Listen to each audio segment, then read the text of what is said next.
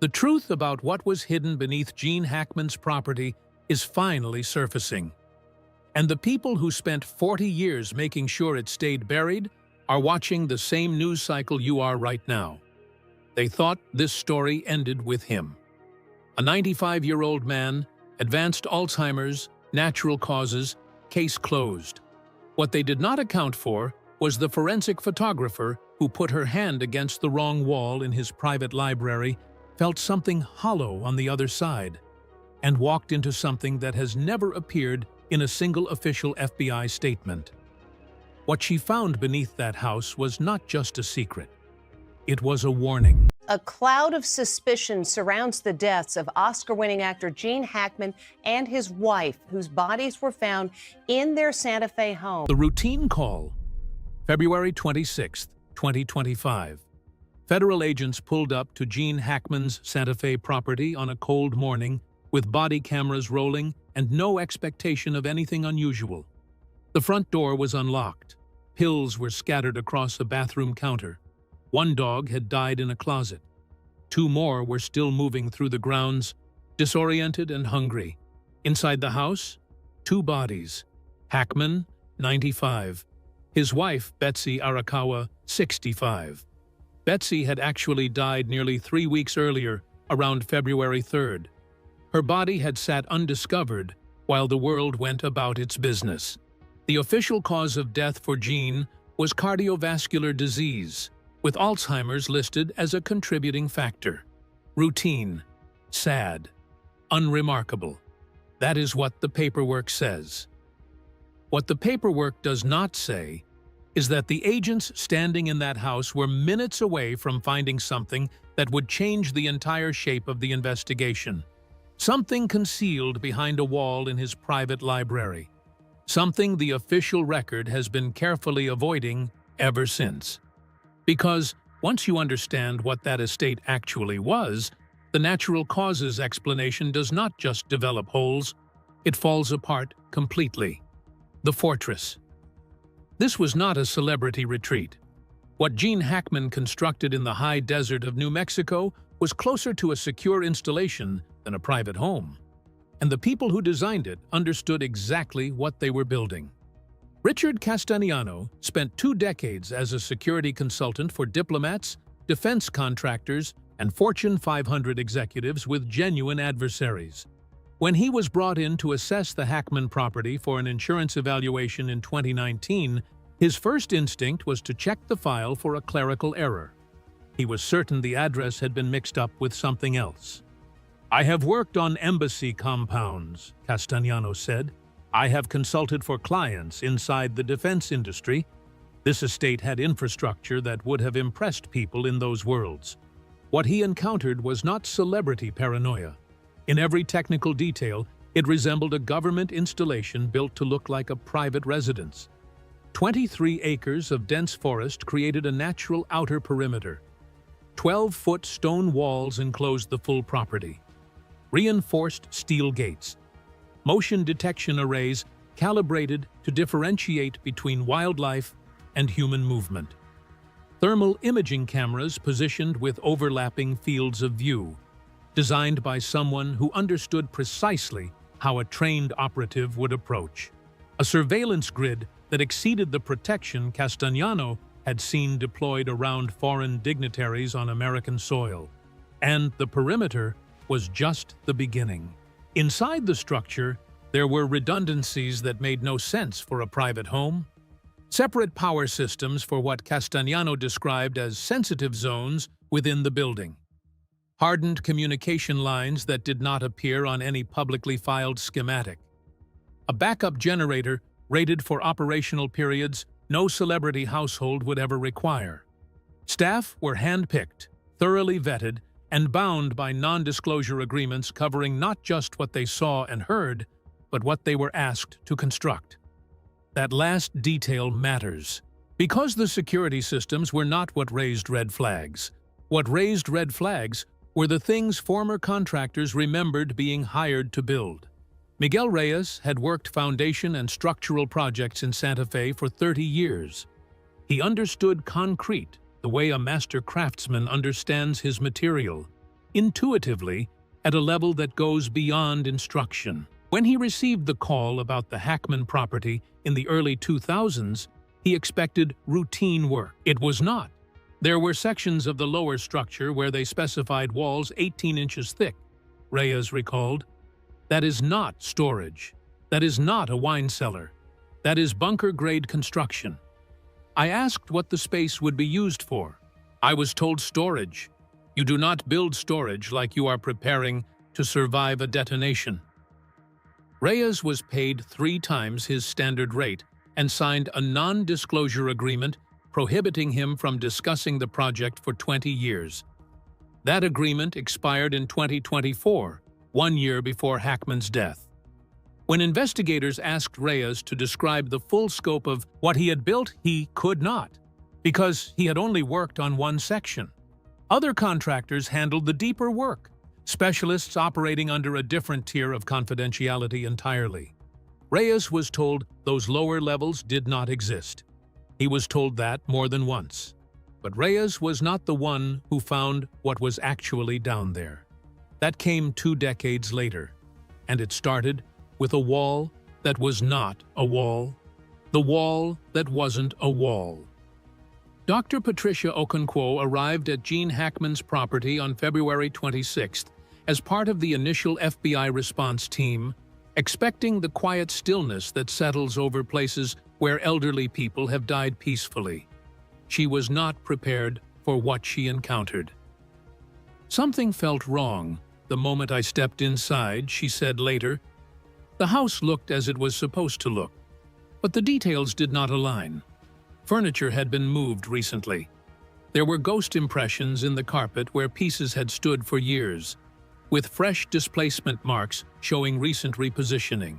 Scuff patterns on the hardwood floors did not match the movement of 2 elderly people with limited mobility. Documents in Hackman's study appeared to have been sorted through and hastily returned to their positions. 2 explanations presented themselves. Either someone had methodically searched the house room by room, or Hackman himself, in his final weeks, had been deliberately relocating things, ensuring what he wanted discovered would be found, and what he wanted buried would stay buried. Neither explanation fit the story of 2 elderly people dying quietly of natural causes. The moment that changed everything happened in the library. Okonkwo was moving her hands across the mahogany paneling, checking for hidden compartments.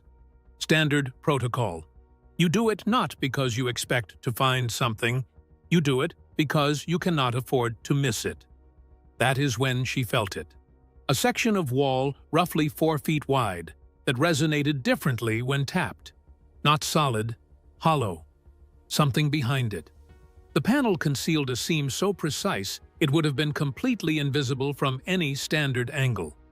When she found the correct pressure point and the wall shifted, what was waiting on the other side stopped her cold. A narrow passageway cut directly into stone, steps worn smooth by decades of use, spiraling downward into absolute darkness.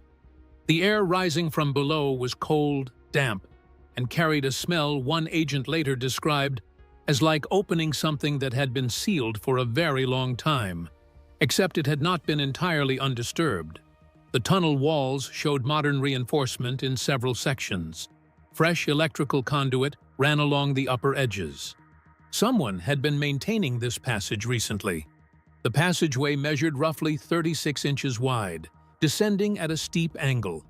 The original stonework appeared nearly a century old, but whoever built it had not simply dug a hole. They had engineered something designed to endure indefinitely. The question was what they were trying to keep sealed inside. Okonkwo stood at the top of those stairs for a full minute. She has said since that she considered turning around. The danger was not anything I could identify, she said. But my body was telling me something my training had no category for. She went down anyway. Into the darkness. The descent took nearly 15 minutes. 312 feet below the library floor, the staircase opened into a chamber. Not a room. A vault. Approximately 40 feet by 60 feet, with arched ceilings that Dr. Elena Vasquez, a local historian who had spent years researching the property, immediately identified as consistent with Spanish colonial construction from the late 19th century. Her research had already uncovered something troubling. The land had changed hands 7 times between 1920 and 1965. Each transaction was structured to make identifying the real buyer nearly impossible. Shell companies, anonymous trusts, deliberately vague documentation layered to ensure no one could trace who was actually acquiring the property. What I found looks less like real estate records and more like a paper trail created by people who understood exactly how to disappear from one. Then there were the surveys. Between 1945 and 1950, 3 separate geological surveys of the land were commissioned. All 3 submitted incomplete reports. 2 of the surveyors left New Mexico within months of starting their fieldwork. The 3rd died in a car accident 6 weeks after his final visit to the property. 3 surveyors, 3 incomplete reports, 1 dead. Nobody had connected those details publicly until Vasquez started looking. The chamber itself was filled with artifacts. 47 wooden crates lined the walls, some intact, others deteriorated. Their contents spilled across the stone floor. Dust covered everything in the layered way that only comes from decades of undisturbed accumulation. But near certain crates, the dust had been disturbed recently. Someone had been inside this chamber before the FBI arrived, and it was not law enforcement. Inside one crate, agents found a leather-bound ledger dated 1947. Every page filled with names, dates, and financial figures, all written in German. Another crate contained 63 photographs, fragile and yellowed, showing men in military uniforms that did not match any recognized armed force from any nation. Some photographs showed small gatherings in dimly lit rooms. Others captured locations that analysts still cannot identify. Several showed individuals whose names had been scratched away with surgical precision. Then there was one photograph that stopped the investigators completely. It showed a group of men standing in front of what appeared to be the entrance to this very tunnel, taken sometime in the 1940s based on clothing and image quality. 2 faces had been cleanly cut from the image. Not blurred, not scratched, cut out, gone permanently. Someone had decided those 2 people could never be identified under any circumstances. The symbols. The crates were disturbing. The photographs were worse. But when Okonkwo's flashlight swept the far wall of the chamber, she dropped her camera. The stone surface was covered in markings, hundreds of them, dense, precise, running from floor to ceiling in every direction. She photographed more than 300 individual symbols during the initial survey. By the time she finished, her hands were shaking. In 22 years of forensic work, she had never had a physical reaction to evidence. "I could not look at them directly for more than 30 seconds at a time," she said. "There was something about the precision, the intention behind them. Those markings made me feel in a very specific way, like I was seeing something I was not supposed to see." Researchers examining her documentation found no consensus. Some markings resembled medieval alchemical notation, the kind of dense glyphs found in 16th century manuscripts that historians still argue about. Others looked like technical schematics belonging to a much later technological era. Lines, vectors, and notations more consistent with mid-20th century engineering than anything that should have existed inside a Spanish colonial vault. And a third subset fit neither category. Symbols nobody could place at all. Dr. Marcus Webb was the astrophysicist brought in to analyze the documentation. He spent 3 weeks in a secured federal review room in Albuquerque with the photographs spread across 2 tables, working through the configurations section by section. By the 2nd week, colleagues noted he had stopped going home at night. He slept on a cot in the building. When he finally returned to the conference room to deliver his assessment, the people present remember he would not sit down. Certain configurations are consistent with astronomical charting, he said. If they represent real stellar positions, they would correspond to a date approximately 12,000 years in the past. He paused before continuing, or, and this is deeply unsettling, 12,000 years in the future. The mathematical relationships are not random. They reflect an understanding of orbital mechanics that would not have been achievable in the 19th century when this chamber was supposedly constructed. Whoever carved these knew things they should not have known. 3 theories circulate among the small group of researchers who have seen the full documentation. The first, the work of a wealthy eccentric, an amateur occultist with too much time and money. The second, an encoded message system readable only by someone with the correct key. The third, and the one that keeps researchers awake at night, is that these symbols represent knowledge passed deliberately through generations of custodians who understood something about our world that was never intended to become common knowledge. If that third theory holds, everything the official record says about this estate is a surface layer laid over something far older and far stranger. The last image Okonkwo photographed that night was a single panel of stone at the far end of the symbol wall. Lower right corner, 3 feet off the floor. A spiral carved deep into the rock, with what appeared to be a small human figure standing at its center. Above the figure, a line of script she had never encountered anywhere before. And beneath the figure, scratched into the stone in a hand that looked rushed, almost panicked, 3 letters in English.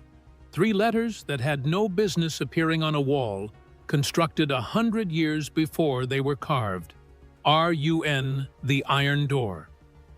At the far end of the vault, behind a collapsed stack of crates, agents found something that brought the entire room to a standstill. An iron door, 8 feet tall, 4 inches thick.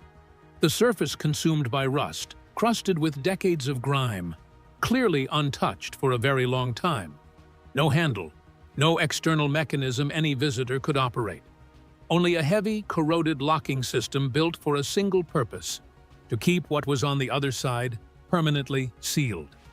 The metallurgy itself raised questions. According to one analyst who reviewed the photographs, the alloy composition did not match anything consistent with late 19th century New Mexico fabrication. The construction suggested a much later origin, possibly mid-20th century, which meant someone had returned to this chamber decades after it was first built and installed a barrier of this seriousness. Not to keep people out of the chamber, to keep something inside the chamber from getting out. One FBI agent, speaking anonymously, described the moment they pushed the crates aside and saw it. "We thought we understood what kind of place we were in," he said. "Then we saw the door, and everyone went completely quiet." He paused. It was not just old. It felt like it had been waiting down there longer than any of us had been alive. And whatever was on the other side was not waiting to be found.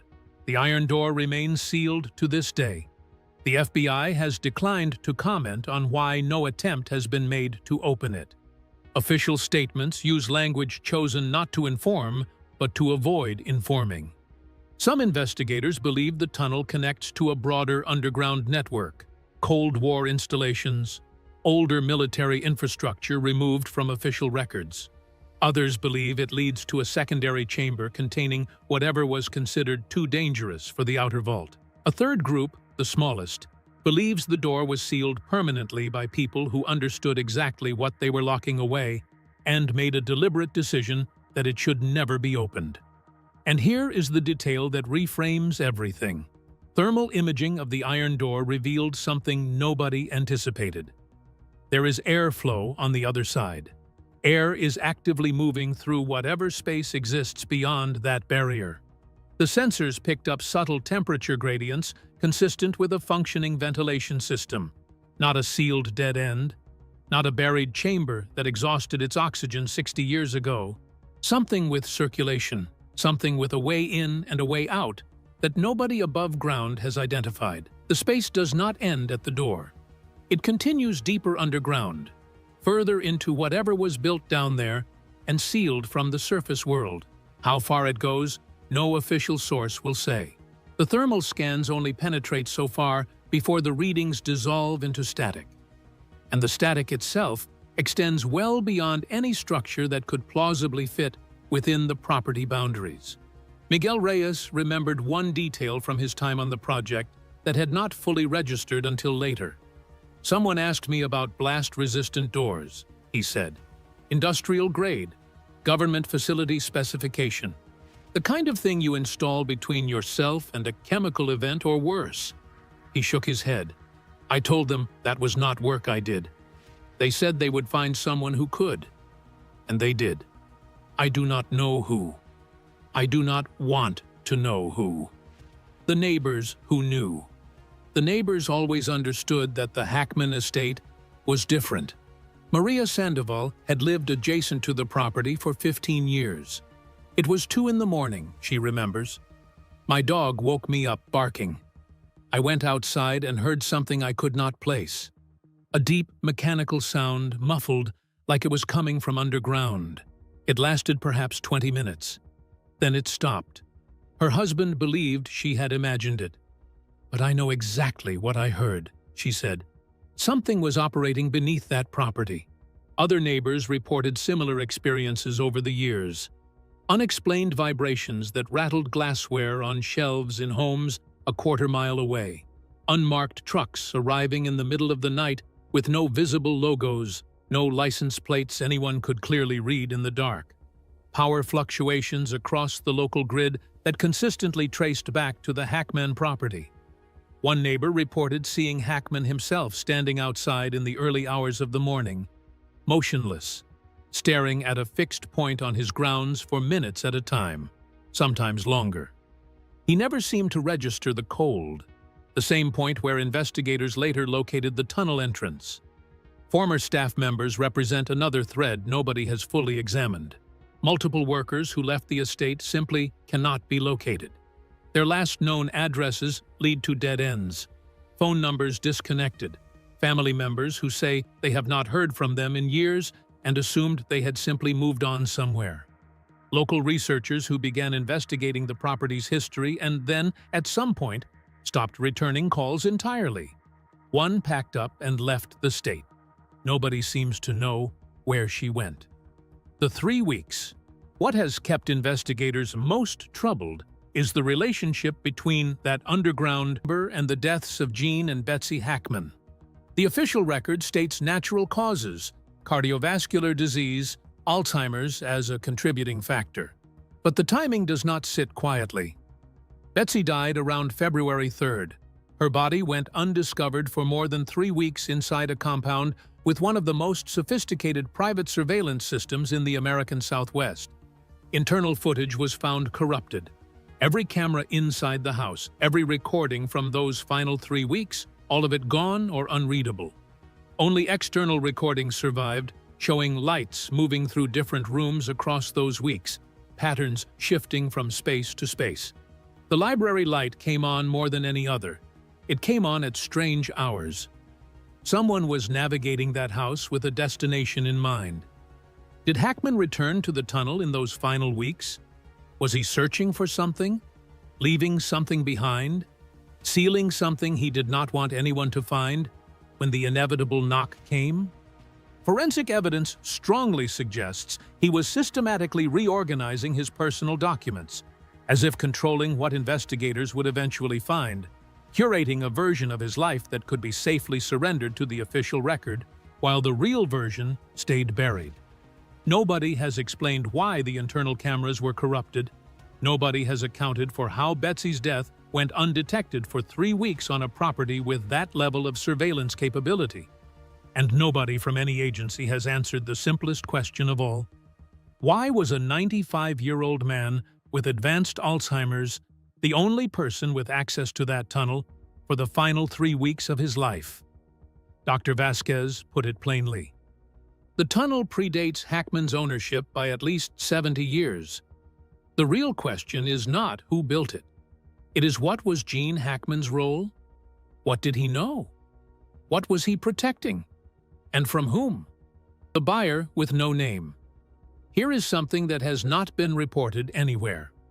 While the FBI is still processing the scene, while the 47 crates sit in federal custody, while the German ledger remains unacknowledged and the symbols remain undeciphered and the iron door remains sealed, property transfer paperwork has already been filed. The buyer is an anonymous trust registered in the Cayman Islands. No names, no public filings. A shell entity moving fast on one of the most restricted properties in the American Southwest before the official investigation has produced a final report. They want access, and they want it now. Every Freedom of Information Act request filed in connection with the property has been denied on grounds of an ongoing investigation. But hold that phrase. An ongoing investigation into what exactly? 2 deaths ruled natural causes. Since when does cardiovascular disease and Alzheimer's warrant federal classification and blocked public records? What is it about 2 natural deaths that requires this level of institutional containment? Think about what Hackman actually built in that desert. A security apparatus rivaling diplomatic facilities. Walls, cameras, thermal sensors, staff bound to legal silence. That is not the infrastructure of someone hiding from fame. That is the infrastructure of someone guarding something. Investigative sources now suggest Hackman did not stumble onto that tunnel. He knew what was beneath the property before he purchased it. The acquisition was deliberate. The price was reportedly well above market, paid through a structure that limited public exposure. He spent the decades that followed as exactly what the tunnel's architects needed: a guardian with enough wealth, public profile, and discretion to maintain the site quietly. Hollywood gave him cover. The estate gave him a fortress. And the world gave him 40 years of looking the other way. In his final days, alone, his wife already gone, the Alzheimer's closing in, he was doing what guardians do when time runs out, making sure the wrong people never reached what was buried under his library, reorganizing documents, moving furniture, steering the inevitable investigation toward what could be safely found and away from what could not. Now, he is gone.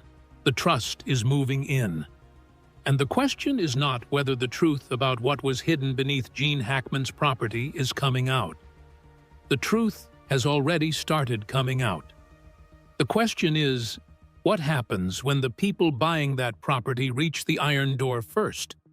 What happens when the airflow on the other side finally meets a face? And what happens to the rest of us if whatever Hackman spent 40 years guarding was being guarded for a reason? So here is what I want to know from you. Do you think the FBI will ever actually open that door? Or does it stay sealed forever because someone in Washington already knows exactly what is on the other side? Drop your theory in the comments below. I read every single one.